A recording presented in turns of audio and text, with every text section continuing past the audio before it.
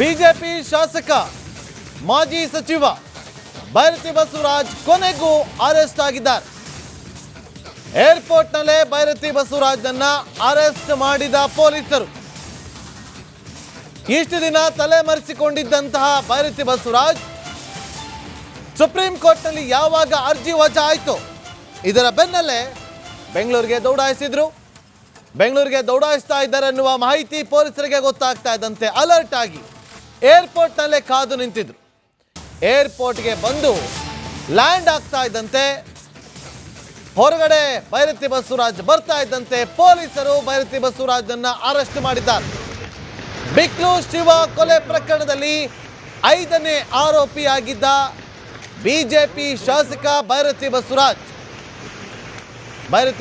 ಅವರನ್ನ ಪೊಲೀಸರು ವಶಕ್ಕೆ ಪಡೆದುಕೊಂಡು ಕರೆದುಕೊಂಡು ಹೋಗ್ತಾ ಇರುವಂತ ಎಕ್ಸ್ಕ್ಲೂಸಿವ್ ದೃಶ್ಯಾವಳಿ ನೀವು ನಮ್ಮ ಸ್ಕ್ರೀನ್ ಮೇಲೆ ಗಮನಿಸ್ತಾ ಇದ್ದೀರಿ. ರೌಡಿ ಶೀಟರ್ ಬಿಕ್ಲು ಶಿವು ಕೊಲೆ ಪ್ರಕರಣದಲ್ಲಿ ಬಿಕ್ಲು ಶಿವು ತಾಯಿ ಕೊಟ್ಟಂತ ಕಂಪ್ಲೇಂಟ್ ಅನ್ನು ಆಧರಿಸಿ A5 ಆರೋಪಿಯಾಗಿದ್ದಂತಹ ಭೈರತಿ ಬಸವರಾಜ್ ಕೇಸ್ ಆದಾಗಿನಿಂದ ಒಂದೆರಡು ಬಾರಿ ಪೊಲೀಸರ ನೋಟಿಸ್ಗೆ ಉತ್ತರವನ್ನ ಕೊಡೋದಕ್ಕೆ ಪೊಲೀಸ್ ಠಾಣೆಗೆ ಬಂದಿದ್ರು. ಅದಾದ ನಂತರ ತಲೆಮರೆಸಿಕೊಂಡಿದ್ರು. ಯಾವಾಗ ಜಾಮೀನು ಅರ್ಜಿ ವಜಾ ಆಯಿತು, ನಿರೀಕ್ಷಣಾ ಜಾಮೀನು ಸಿಗಲಿಲ್ಲ. ಹೈಕೋರ್ಟ್ನಲ್ಲೂ ಕೂಡ ವಜಾ ಆಗಿತ್ತು. ಸುಪ್ರೀಂ ಕೋರ್ಟ್ಗೂ ಕೂಡ ಅರ್ಜಿಯನ್ನು ಸಲ್ಲಿಸಿದ್ರು. ಸುಪ್ರೀಂ ಕೋರ್ಟ್ನಲ್ಲೂ ಕೂಡ ಅರ್ಜಿ ವಜಾ ಆಯಿತು. ನೀವು ಲೋಯರ್ ಕೋರ್ಟ್ನಲ್ಲೇ ಇತ್ಯರ್ಥವನ್ನ ಮಾಡಿಕೊಳ್ಳಿ ಅಂತೇಳಿ ಸುಪ್ರೀಂ ಕೋರ್ಟ್ ಸೂಚನೆ ಕೊಡ್ತಂತ ಬೆನ್ನಲ್ಲೇ ಎಲ್ಲೋ ಹೊರಗಡೆ ತಲೆಮರೆಸಿಕೊಂಡಿದ್ದಂಥ ಭೈರತಿ ಬಸವರಾಜ್ ಅಚಾನಕ್ ಆಗಿ ಬೆಂಗಳೂರಿಗೆ ಬರ್ತಿದ್ದಾರೆ ಅನ್ನೋ ಮಾಹಿತಿ ಗೊತ್ತಾಗುತ್ತೆ. ನೋಡಿ, ಇವತ್ತು ಮಧ್ಯಾಹ್ನದಿಂದಲೂ ಕೂಡ ಪೊಲೀಸರು CID ಪೊಲೀಸರು ಹುಡುಕಾಟವನ್ನು ನಡೆಸ್ತಾ ಇದ್ರು. ಒಂದು ಕಡೆ ಕೋರ್ಟ್ಗೆ ಬಂದು ಹಾಜರಾಗ್ತಾರೆ ಅಂತ ಇತ್ತು, ಅಲ್ಲೂ ಕೂಡ ಪೊಲೀಸರು ನಿಯೋಜನೆಗೊಂಡಿದ್ರು. CID ಕಚೇರಿಗೆ ನೇರವಾಗಿ ಬಂದು ಸರೆಂಡರ್ ಆಗ್ತಾರೆ ಅಂತ ಕೂಡ ಇತ್ತು, ಅಲ್ಲೂ ಕೂಡ ಹೆಚ್ಚಿನ ಭದ್ರತೆಯನ್ನು ಮಾಡಿಕೊಳ್ಳಲಾಗಿತ್ತು. ಆದರೆ ಕೊನೆಗೆ ಹೊರಗಡೆಯಿಂದ ಇಲ್ಲಿಗೆ ಬರ್ತಿದ್ದಾರೆ ಅಂತ ಹೇಳಿ ಗೊತ್ತಾಗ್ತಾ ಇದ್ದಂತೆ ಏರ್ಪೋರ್ಟ್ನಲ್ಲಿ ಅಲರ್ಟ್ ಆಗುವಂಥ ಪೊಲೀಸರು ಸ್ಥಳೀಯ ಪೊಲೀಸರಿಗೆ ಮಾಹಿತಿಯನ್ನು ಕೊಡ್ತಾರೆ. ಸ್ಥಳೀಯ ಪೊಲೀಸರು ಲ್ಯಾಂಡ್ ಆಗ್ತಾ ಇದ್ದಂತೆ ಮಾಜಿ ಸಚಿವ ಬಿಜೆಪಿ ಶಾಸಕ ಭೈರತಿ ಬಸವರಾಜ್ನನ್ನ ಅರೆಸ್ಟ್ ಮಾಡ್ತಾ ಇದ್ದಾರೆ. ಈಗ CID ಕಚೇರಿ ಹತ್ರ ಕರ್ಕೊಂಡು ಬರ್ತಾ ಇದ್ದಾರೆ. ಮತ್ತಷ್ಟು ಮಾಹಿತಿಯನ್ನು ಕೊಡೋದಕ್ಕೆ ನಮ್ಮ ಕ್ರೈಮ್ ರಿಪೋರ್ಟರ್ ಅಭಿಷೇಕ್ ನೇರ ಸಂಪರ್ಕದಲ್ಲಿ ಜಾಯ್ನ್ ಆಗಿದ್ರೆ. ಅಭಿಷೇಕ್, ಕೊನೆಗೂ ಕೂಡ ಬಿಕ್ಲು ಶಿವು ಪ್ರಕರಣದ 5ನೇ ಆರೋಪಿಯಾಗಿರುವ ಭೈರತಿ ಬಸವರಾಜ್ ಅವರ ಬಂಧನ ಆಗಿದೆ. What next?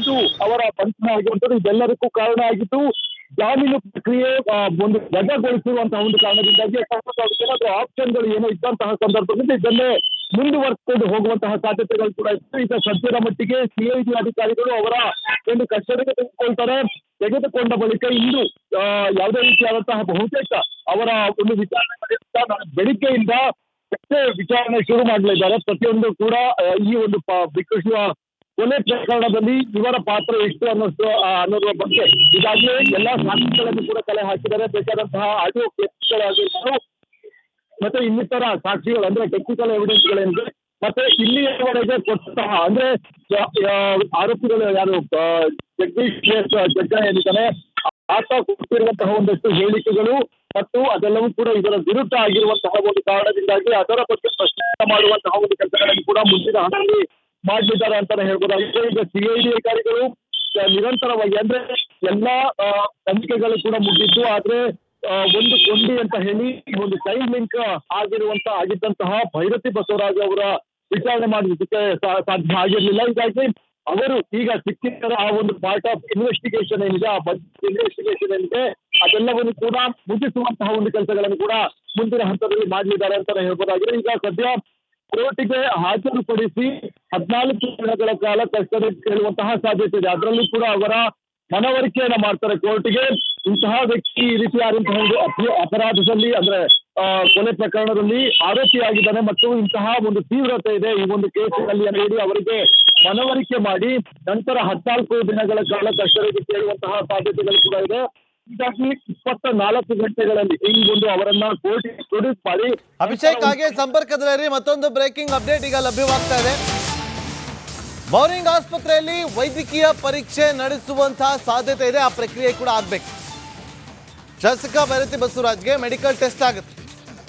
CID ಕಚೇರಿಯ ಒಳಗಡೆ ಕರೆದುಕೊಂಡು ಹೋಗೋದಕ್ಕಿಂತ ಮೊದಲು ಮೆಡಿಕಲ್ ಟೆಸ್ಟ್ ಅನ್ನ ಮಾಡಿಸ್ತಾರೆ. ಅದು ಬೌರಿಂಗ್ ಆಸ್ಪತ್ರೆಯಲ್ಲಿ ಮೆಡಿಕಲ್ ಟೆಸ್ಟ್ ನಡೆಯುತ್ತೆ ಅಂತ ಕೂಡ ಹೇಳಲಾಗ್ತಾ ಇದೆ. ಅದಕ್ಕೆ ಎಲ್ಲ ರೀತಿಯಲ್ಲೂ ಕೂಡ ಸಿದ್ಧತೆಯನ್ನ ಮಾಡ್ಕೊಳ್ತಾ ಇರ್ತಾರೆ. ಸಾಮಾನ್ಯವಾಗಿ ಈ ಪ್ರಕರಣ ಅಂತಲ್ಲ, ಯಾವುದೇ ಒಂದು ಪ್ರಕರಣದಲ್ಲಿ ಒಬ್ಬ ಆರೋಪಿಯನ್ನ ಅರೆಸ್ಟ್ ಮಾಡಿದಾಗ ಅಥವಾ ವಶಕ್ಕೆ ಪಡೆದುಕೊಂಡಾಗ ಮೊದಲು ಪೊಲೀಸರು ಮಾಡುವಂಥ ಕರ್ತವ್ಯ ಆರೋಪಿಯನ್ನ ನೇರವಾಗಿ ಆಸ್ಪತ್ರೆಗೆ ಕರೆದುಕೊಂಡು ಹೋಗಿ ಅಲ್ಲಿ ಮೆಡಿಕಲ್ ಟೆಸ್ಟ್ ಅನ್ನ ಮಾಡಿಸಿ ಆ ಬಳಿಕ MLC ರಿಪೋರ್ಟ್ನ ಸಮೇತವಾಗಿ ತಮ್ಮ ಕಸ್ಟಡಿಯಲ್ಲಿ ಇಟ್ಕೊಳ್ತಾರೆ. ಈಗ ಇವತ್ತು ನೋಡಿ 8 ಗಂಟೆ 7:30 ಸುಮಾರಿಗೆ ಅರೆಸ್ಟನ್ನು ತೋರಿಸಿದ್ರು ಕೂಡ ನಾಳೆ ಸಂಜೆ 7:30ವರೆಗೂ ಕೂಡ ನ್ಯಾಯಾಧೀಶರ ಮುಂದೆ ಅಥವಾ ಕೋರ್ಟ್ಗೆ ಹಾಜರುಪಡಿಸೋದಕ್ಕೆ ಅವಕಾಶ ಇರುತ್ತೆ. 24 ಗಂಟೆ ಕಾಲ ಅವಕಾಶ ಇರುವಂಥ ಹಿನ್ನೆಲೆಯಲ್ಲಿ ಅಲ್ಲಿಯವರೆಗೂ ಕೂಡ ಪೊಲೀಸರು ವಿಚಾರಣೆಗೆ ಒಳಪಡಿಸ್ತಾರೆ. ಇಷ್ಟು ದಿನ ಎಲ್ಲಿದ್ರಿ, ಯಾರೆಲ್ಲ ನಿಮಗೆ ಸಹಾಯವನ್ನ ಮಾಡಿದ್ರು, ಎಲ್ಲೆಲ್ಲಿ ಹೋಗಿದ್ರಿ ಅನ್ನೋದ್ರ ಬಗ್ಗೆ ಸಂಪೂರ್ಣವಾಗಿ ಮಾಹಿತಿಯನ್ನು ಕಲೆ ಹಾಕ್ತಾರೆ ಒಂದು ಕಡೆ. ಮತ್ತೊಂದು ಕಡೆ ಈ ಬಿಕ್ಲು ಶಿವು ಪ್ರಕರಣದಲ್ಲಿ ನಿಮ್ಮ ಪಾತ್ರ ಏನು ಅನ್ನೋದ್ರ ಬಗ್ಗೆ ಕೂಡ ವಿಚಾರಣೆ ನಡೆಸ್ತಾರೆ. ಅದಾದ ನಂತರ ಬಂಧನದ ಪ್ರಕ್ರಿಯೆಗಳು ಕೂಡ ನಡೆಯುತ್ತೆ. ಈ ಬಂಧನದ ಪ್ರಕ್ರಿಯೆ ಸಂದರ್ಭದಲ್ಲಿ ಫಿಂಗರ್ ಪ್ರಿಂಟ್ ತಗೊಳ್ಳೋದು, ಫೋಟೋಗಳನ್ನು ತಗೊಳ್ಳೋದು, ಒಂದಷ್ಟು ಮಾಹಿತಿಯನ್ನು ಕಲೆ ಹಾಕೋದು, ಎವಿಡೆನ್ಸ್ಗಳನ್ನು ಕಲೆಕ್ಟ್ ಮಾಡೋದು, ಅವರ ಫೋನನ್ನು ಸೀಸ್ ಮಾಡೋದು, ಇದೆಲ್ಲವೂ ಕೂಡ ಆಗುತ್ತೆ. ಕೆಲವೇ ಕ್ಷಣಗಳಲ್ಲಿ CIDಗೆ ಭೈರತಿ ಬಸವರಾಜ್ ಅವರನ್ನ ಹಸ್ತಾಂತರ ಮಾಡ್ತಾರೆ. ದೇವನಹಳ್ಳಿ ಪೊಲೀಸರು ಹ್ಯಾಂಡ್ ಓವರ್ ಮಾಡ್ತಾರೆ.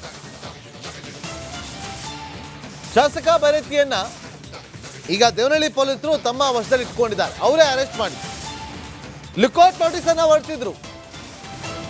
ಹಾಗಾಗಿ ಅವ್ರು ಕರ್ಕೊಂಡು ಬಂದು CID ವಶಕ್ಕೆ ಪಡೆದುಕೊಳ್ತಾರೆ.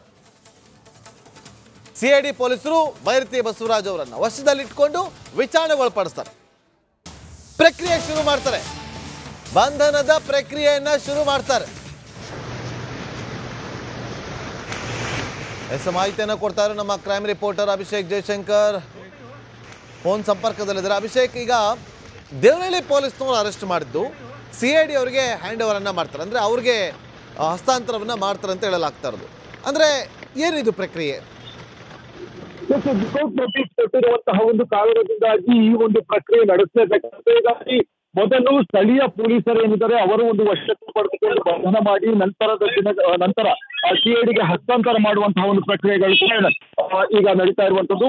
ಈಗ ಸದ್ಯದ ಮಟ್ಟಿಗೆ CID ಅಧಿಕಾರಿಗಳಿಗೆ ಬಹುಮುಖ್ಯವಾಗಿ ಬೇಕಾಗಿರುವಂತಹ ಒಂದು ಕಾರಣದಿಂದಾಗಿ CID ಅಧಿಕಾರಿಗಳು ಯಾವಾಗ ಅರೆಸ್ಟ್ ತೋರಿಸ್ತಾರೆ ಅನ್ನುವಂಥದ್ದು ಕೂಡ ನೋಡ್ಬೇಕಾಗಿದೆ.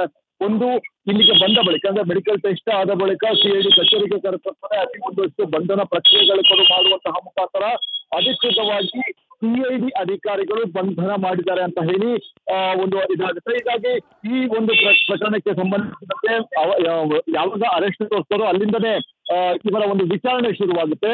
ಆದ್ರೆ ಬಹುತೇಕ ಅವರಿಗೆ ಏಜ್ ಆಗಿರುವಂತಹ ಒಂದು ಕಾರಣದಿಂದಾಗಿ ಇಲ್ಲೇ ಅವರನ್ನ ಮೆಡಿಕಲ್ ಮಾಡಿಸುವಂತಹ ಸಾಧ್ಯತೆಗಳು ಕೂಡ ಇದೆ. ಯಾವುದೇ ರೀತಿಯಾದಂತಹ ರಿಸ್ಕ್ಗಳನ್ನ ತೆಗೆದುಕೊಳ್ಳೋದಿಲ್ಲ. ಹೀಗಾಗಿ ಅವರನ್ನ ಮೆಡಿಕಲ್ ಮಾಡಿ ನಂತರ ನಾಳೆ ಬೆಳಿಗ್ಗಿನ ಜಾವದಿಂದಲೇ ಅವರನ್ನ ಪ್ರಶ್ನಿಸುವಂತಹ ಒಂದು ಕೆಲಸಗಳನ್ನ CID ಅಧಿಕಾರಿಗಳು ಮುಂದಿನ ಹಂತದಲ್ಲಿ ಮಾಡ್ತಾ ಇದ್ದಾರೆ ಅಂತಾನೆ ಹೇಳ್ಬೋದು. ಅಭಿಷೇಕ್ ಆಗಿ ಸಂಪರ್ಕದಲ್ಲಿ ಮತ್ತೆ ನಿಮ್ಮನ್ನ ಸಂಪರ್ಕ ಮಾಡ್ತೀವಿ.